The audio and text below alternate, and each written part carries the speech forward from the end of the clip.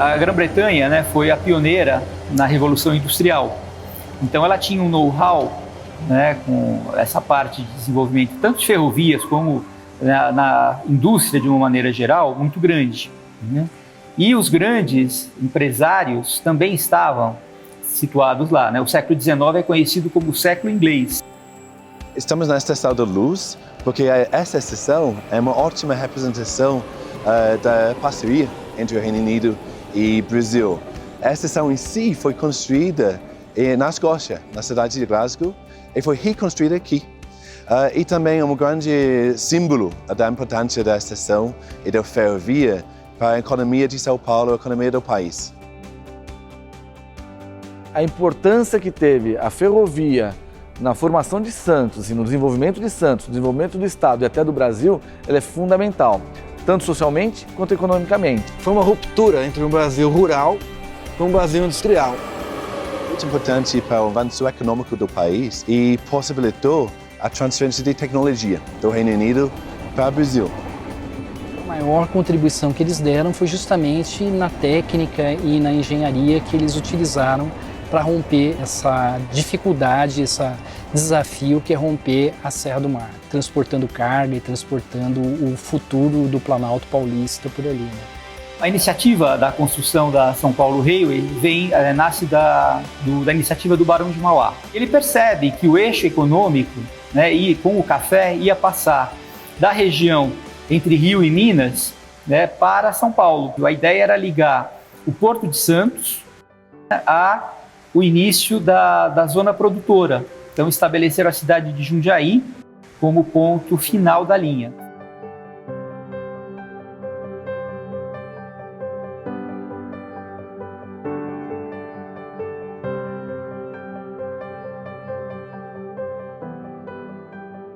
Para isso, era necessário vencer a barreira, né, natural, que é a Serra do Mar. Numa região que o clima é bastante hostil também, muita chuva, muita umidade, muita neblina, com um solo às vezes instável, às vezes pedregoso, difícil de ser perfurado. Foi preciso uma genialidade incrível ali para se criar soluções que permitisse passar uma ferrovia para esse lugar. Tem início aí uma epopeia, né, que vai levar em torno de 13 anos, né, até se chegar na conclusão da ferrovia. Que seria inaugurada em 1867 com um sistema, até então inédito no planeta, que era para cargas de um sistema funicular. E a solução encontrada foi criar um sistema chamado planos inclinados, que eram carregar uma locomotiva na subida, enquanto uma em contrapeso na descida ajudava no desenvolvimento. O que são esses planos inclinados, né? São trechos de ferrovia contínuos, né, que foram subdivididos de uma forma relativamente equidistante, ou seja, foi dividido em 5 seções, né? E nessas 5 seções você tinha a base, né, que ficava lá em Raiz da Serra, que fica lá em Raiz da Serra no atual município de Cubatão, e depois mais 4 patamares. A cada patamar se fazia os engates das composições para que isso acontecesse. Foi uma solução técnica bastante arrojada, né, e que deu certo e resolveu essa questão. Então foi graças a isso que foi vencido esse desafio de montar a ferrovia na Serra do Mar.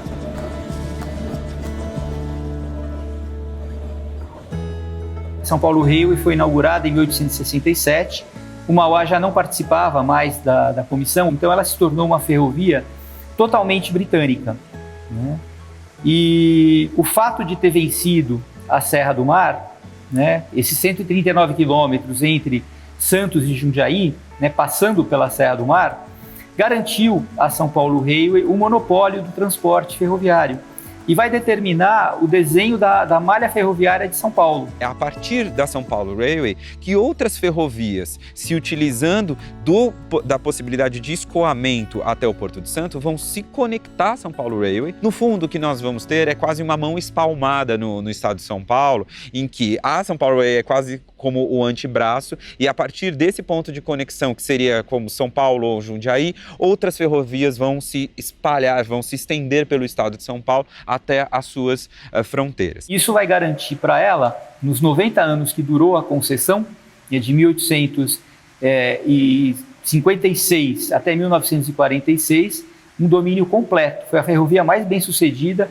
não só do Brasil, mas de toda a América Latina. Então, em 1895, ela se comprometeu a construir uma segunda linha, né, com melhorias técnicas, né, aumentando a capacidade de transporte dos planos inclinados, né, criou, né, máquinas muito mais potentes do que as primeiras. Nós teremos essa combinação de um know-how do planejamento, da engenharia britânica, com a mão de obra imigrante, com a mão de obra nacional, na construção dessa segunda linha que viria a ser chamada de Serra Nova do funicular. Né, foi a oportunidade dela construir prédios mais adequados, né, tanto em termos de armazéns como estações. Nesse período também, a gente vai ver um grande desenvolvimento dos subúrbios, né? O transporte, além do transporte de produtos, né? Havia o trem de passageiros, né? E algumas paradas técnicas, né? Vão acabar gerando aglomerados que vão se tornar ou bairros ou cidades de São Paulo. Todas essas cidades cresceram fundamentalmente em torno da ferrovia. No trecho de serra, eles criaram uma vila ferroviária conhecida como Vila de Paranapiacaba, onde foram construídas casas de madeira para os funcionários. Por conta da complexidade, né, da transposição do trecho de serra, era necessário ter uma grande quantidade de funcionários disponíveis 24 horas por dia. Quando houve a duplicação da ferrovia, tem um documento governamental que pede que a companhia inglesa construa habitações condizentes ao seu transporte e à necessidade dos seus funcionários. E aí, São Paulo Railway realmente faz aqui, implementa no Brasil, uma cidade planejada como em poucos locais temos. Acho que é o exemplar único que existe no país. Hoje, Paranapiacaba vive do turismo e temos pontos muito importantes, né? Para o visitante conhecer essa história. Qual é a grande importância do turismo? Que as pessoas venham aqui e entendam a contribuição da Vila de Paranapiacaba para o desenvolvimento do estado de São Paulo e para o desenvolvimento do país. Até pela questão turística se fala muito da Vila Inglesa, né? Então muita gente vai para Paranapiacaba esperando ver lords com cartola, mulheres com roupa de seda, né? Aquela coisa bem estereotipada dos ingleses, né? O Big Ben, o Fog, né? E ali era uma vila de operários, né? A lida na ferrovia não era uma lida fácil, era um trabalho difícil. Como compensação, a companhia fornecia para os seus funcionários uma vida social muito rica. Tinha cinema, tinha bocha, tinha futebol, tinha campeonatos aqui, né, de pessoas importantes que jogaram aqui na vila. O Charles Miller, por exemplo, era filho de ferroviários. Ele foi quem trouxe a primeira bola de futebol aqui para o Brasil oficialmente. E o primeiro jogo, dizem, até que foi em Paranapiacaba. Eu trabalhei por 17 anos lá em Paranapiacaba, né? E sempre que alguém vinha falar comigo sobre a vila, eu ficava tentando entender de que vila essa pessoa estava falando. Se é a vila dos arquitetos, se é a vila dos biólogos, se é a vila dos moradores, se é a vila dos turistas, se é a vila dos ingleses, né? Então Paranapiacaba é um pouco de tudo isso, né? Paranapiacaba é esse conjunto de possibilidades. Ela representa a chegada dessa tecnologia, que mudou toda a história do estado de São Paulo e a história do país. As ferrovias, né, de uma maneira geral, e a São Paulo Railway em particular, ela tem uma importância fundamental no desenvolvimento de São Paulo. Ela acabou gerando também a oportunidade de desenvolvimento, por exemplo, dos cursos, né, de politécnicos que passaram a ser feitos no Brasil, vários profissionais já que vão trabalhar nas ferrovias, né, já vão ser formados nas escolas politécnicas. A ferrovia impulsionou o crescimento econômico de todo o estado de São Paulo. E o crescimento se dá pelo trinômio, né? Ferrovia, imigração, café. E determinados historiadores e especialistas, pesquisadores, chamam esse período, né, de segunda fundação de São Paulo, né? Até então, uma cidade que não tinha uma relevância econômica nacional, como outras cidades, como Rio de Janeiro, Ouro Preto, Salvador, Recife. Naquele momento, com essa mudança do processo econômico nacional voltado para a produção cafeira e da industrialização paulista, São Paulo vai refletir tudo isso. A São Paulo Railway, né, teve uma concessão de 90 anos, né, em que ela permaneceu como uma empresa britânica no país. Quando acabou a concessão em 46, ela passou a ser uma empresa gerida pelo governo federal, né, chamada Santos Jundiaí, e posteriormente passar a ser integrante da Rede Ferroviária Federal. Mas o período áureo, né, de fato, foi o período dominado pelos britânicos, né?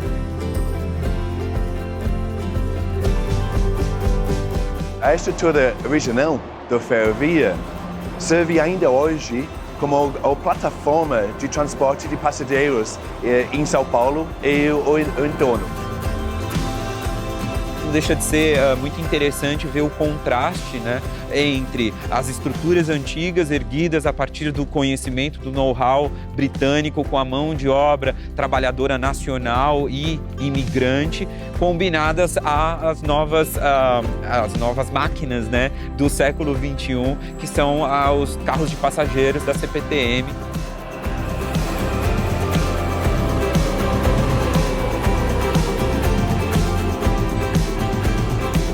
O legado da São Paulo Rail foi altamente expressivo. No que diz respeito ao desenvolvimento econômico do estado de São Paulo em geral, o desenvolvimento urbano desses municípios que ela corta, são 14 municípios, dos quais 12 hoje estão no ambiente da CPTM. A CPTM hoje tem 31 estações, dos quais 24 estações, ou seja, 77%, é de acervo remanescente da São Paulo Rail.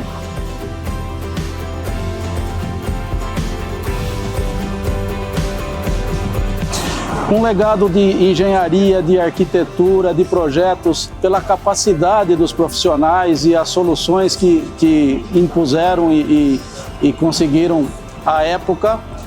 E também um legado cultural. Hoje a Estação da Luz, né, sendo o principal modal do transporte metropolitano, né, cumpre uma função social importantíssima, né, porque é a partir dela que você tem a ligação para os diversos bairros, né, de São Paulo, por onde a ferrovia passa, e também da Grande São Paulo.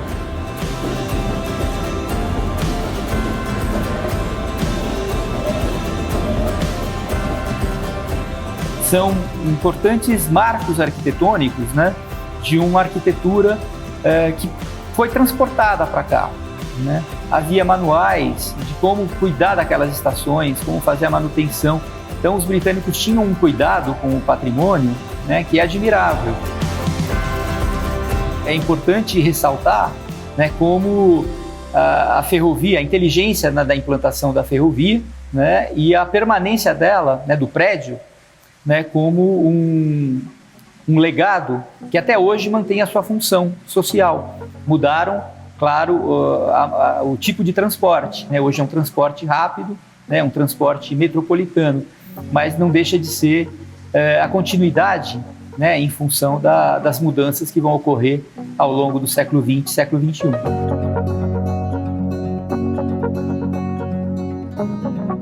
No Reino Unido, estamos desenvolvendo muitas tecnologias relevantes à ferrovia e queremos compartilhar essas tecnologias com o Brasil, trabalhar junto com o Brasil para crescer ainda mais essa forma de transporte eficiente e verde.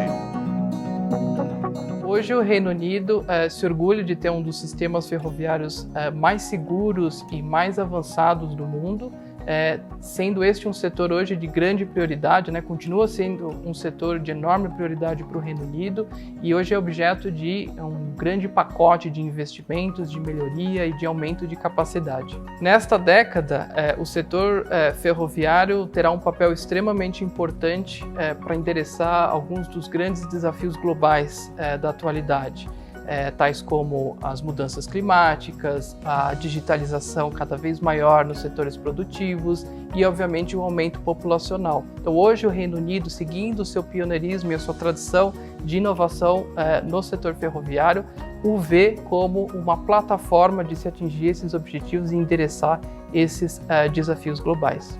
Assim sendo, o Reino Unido continuará na vanguarda e trilhará o caminho para o futuro das ferrovias. Quanto a nós, do governo britânico aqui no Brasil, nós temos total interesse em continuar com essa parceria de mais de 150 anos propiciando maiores interações comerciais, cooperações na área de tecnologia e apoio no Brasil em suas ferrovias.